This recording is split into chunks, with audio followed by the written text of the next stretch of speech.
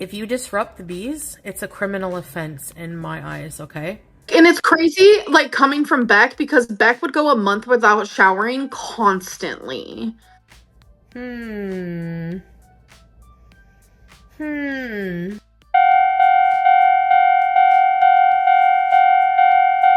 roommates at the time. But I know that Amber, like, never showers.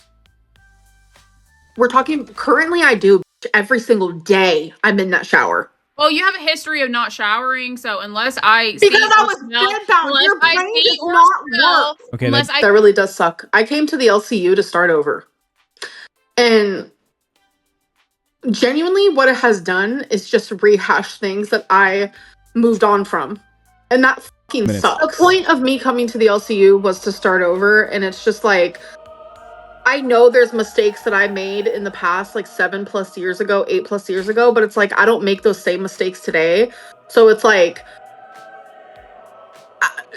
there's nothing more I can say or do. I do not make the same mistakes today, and that is what matters. Oh, Pink Soul did say. Didn't you say the R slur yesterday? That happened on live, right? I did, and I immediately apologized because I've never said that word before. Like, I explained this. When I first moved here, like, because my mom's, like, so old-fashioned, right? She said it, and I was like, Mom, you cannot be saying that. I immediately apologized for it. But the thing is about, like, actual haters versus, like, people with, like, a real mind. Haters, like, if you apologize for something and you take accountability for something, they don't give a they, like, ignore that part. They act as if you never apologized, you never realized that you made a mistake, etc., etc. But people with, like, a brain, they're like, oh, she realized what she did was wrong. She apologized. She took accountability. And now if she does it again, then, like, the apology meant nothing. But I'm never going to do it again. So, and the LCU says the R word. And I think just being around you guys with me, and I'm very mad at myself for that. Like, genuinely, I could not believe I said that. Just do something else for a while. Eventually they'll stop and forget and focus on Amberlyn getting fed in Tommy's face. Oh my gosh.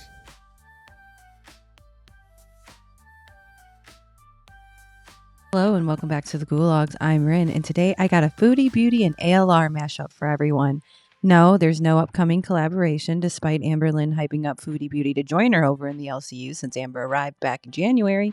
No, Amberlyn has officially cut ties with Foodie Beauty once again. The first hour of Monday night's Lolcow bus episode was pretty much spent between Fupa Cheese and Amberlyn fighting about the bus VC in the Discord, which sounds like an absolute madhouse. Apparently and allegedly confirmed by Fupa and the new host, Tech for Tech, that apparently the Am babies in the VC have been telling people to delete themselves in Minecraft. And it really just seems that Fupa and Amber sit on there for hours on end and just argue with each other after the show, which just led to fighting for an hour on Monday night's episode of Lolcow Bus until things took a turn when the subject of Foodie Beauty got brought up, of course by Amber. She seems to be on this moral grandstanding arc with the LCU whenever she doesn't have anything to talk about. Foodie Beauty has been making all kinds of waves in Girl World lately. Now, you know, she's always been a figure. The main two of Girl World is Amberlyn and Foodie Beauty.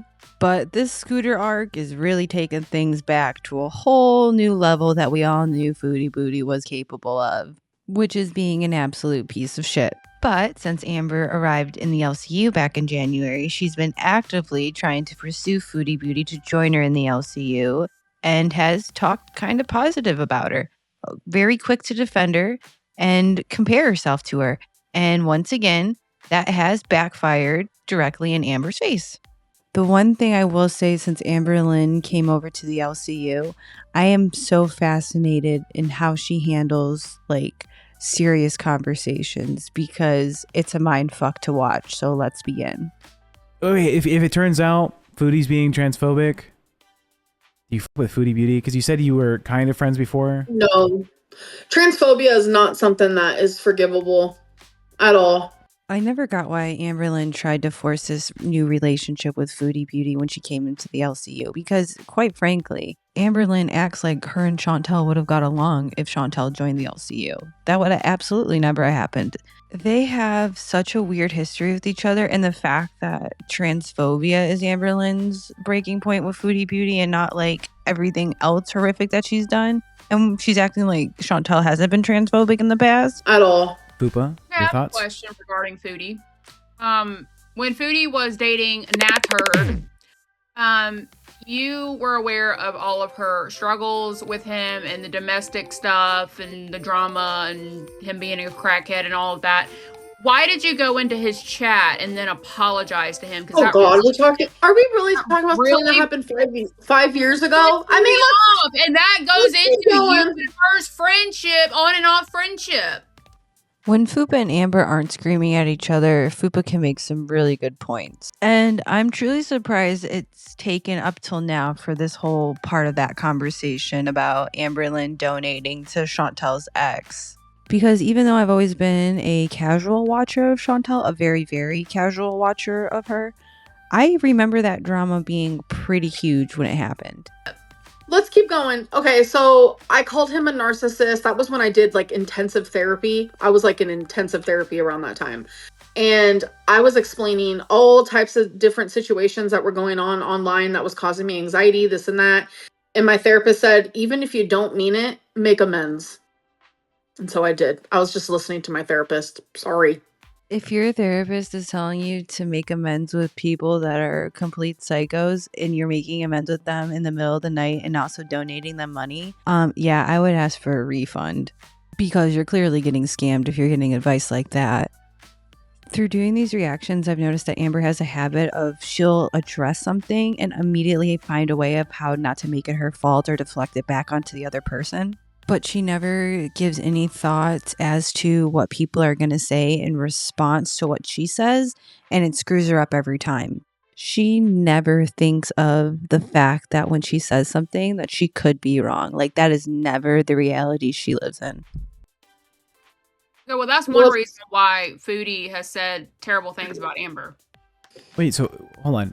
Was Amber in this relationship with this guy, or was Foodie? Foodie was, and then Amber went into his live stream to I called him him. I called him a narcissistic like asshole, like blah blah blah, and I just apologized for saying that and then left his chat. I would have never apologized to that. Okay, what was the boyfriend doing? He was being a domestic DV. That was so no one believed Foodie Beauty. I want to make that very clear. Everyone said that's not true. Foodie Beauty's lying. He's not actually abusive. So don't fucking come at me, Fupa, with that bullshit. My Foodie lore doesn't compare to the lore I know about ALR. But I was under the impression a lot of the DV stuff against Chantel's ex was prior to Amber donating to him. I think over the last few months, ALR has been rewriting not only her history, but Foodie's as well, to make it seem like they're both just these poor victims of the internet. But Amber ends up screwing up actual timelines, which causes her to crash out and look like an even bigger fool than she already is. And I know you're one. He has a record for people. You twist the fucking narrative to be like, I'm right, Amberlyn's wrong. Nobody believed she was abused at the time, bitch. Like, y'all, like, the reaction channels are so good at fucking manipulating people into believing anything. Oh my God, he went to jail for stabbing someone. Everyone I'm talking about before that. No, everyone knew we it. We can go back and watch the fucking clips. No one believed Foodie Beauty. Point blank, period. Okay, so when you had this apology for the narcissist comment, it wasn't public knowledge. Like, there was no confirmation. Like, here's a fucking like a court case. There was no evidence. No, at the time, I didn't know about any. Like, I personally, Amberlyn Reed, did not know about any of that. No. Textbook ALR manipulation right there. Like, she changed that question so quickly. No one knew about any of this, and they're just pretending, and they didn't have her back, and they lied. And then it was like, well, no, personally, I didn't know these things. Amberlyn Reed didn't know these things. When asked, like, specifically, were these allegations already out at the time when you made the donation? She doesn't address that question. She just pivots to, well, I may have done this, but it's not my fault. I'm sorry, I've been saying donation. Doesn't seem like there was a donation. I went back and looked because I felt like I wanted to make sure I was telling the story accurate. So I found an old Karina Kaboom video called Foodie Beauty calls out ALR. And shocker, she went and told Chantel a completely different story than the one she told on Lolcow bus last night. My subs call me a narc too. I shouldn't have said that, so I apologize.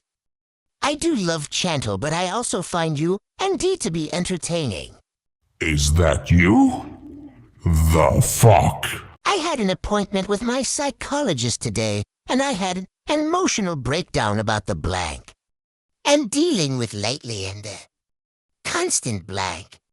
My psychologist told me that I need to apologize to him because I was getting blank from some weird person on Instagram about calling him. Chantel, why can't you choose my mental health? I felt like I needed to apologize because I am not the type of person to do something like that. Yes, it was her. I texted her. She's like, I saw my psychiatrist and I've been having problems and they told me I should apologize to Natter. She is a pathological liar. Shout out to Karina Kaboom for the receipts. Her video will be linked in my description. Always love her. She's always good for a good receipt or two. Please don't think I'm defending Chantel or anything like that. I'm just pointing out that I really can't stand how Amberlyn does this moral grandstanding and then crashes out when people call her out on it. The fact that she was even backing Foodie in 2026 is just, girl, just put that pie in your face because you're a damn clown. But let's get back into the cope. Their Foodie Beauty always skirts on like racism. Like, remember the Cuba rage? That's the one thing that made me look at her so differently. That was like, what the bro? You know about But- that? Nick? She was problematic before, after, and during the Cuba rage. So why did you think in 2026 she was going to be any different, Amber? Oh yeah, you got sold on this Frenemies type idea by Keemstar and Yo Mama that you and Foodie were going to have this huge live stream. You are going to make tons of money and prove all the haters wrong, the both of you. But Foodie knew better than to believe any type of bullshit that Keemstar or Your Mama was selling. Because if anyone's going to get paid off of a Foodie Beauty crash out, it's Foodie Beauty. You know, I don't want to have anything to do with the Lolcow universe. No thanks. I have my own show, thank you. I don't care about how, like, for a few thousand more viewers, no. She always skirts on like transphobia, racism, homophobia even. Like, it ain't cool. I know the Lolcow bus episode from last night focused on Foodie Booty. I also realize I've been saying Foodie Beauty and then Foodie Booty sometimes. It is what it is. We're just going to go with it. And the transphobic crash out she had the other day on Kick. But the reaction didn't really hold any substance. It didn't add more to the conversation. It was pretty much Amberlyn's standard. This is how I'm going to say this so no one can come back at me and say I'm the one who's problematic. Especially after they have this whole long conversation about Chantel and her whole wrongdoings, and then they go on to end the conversation with this. You don't win over everybody, right?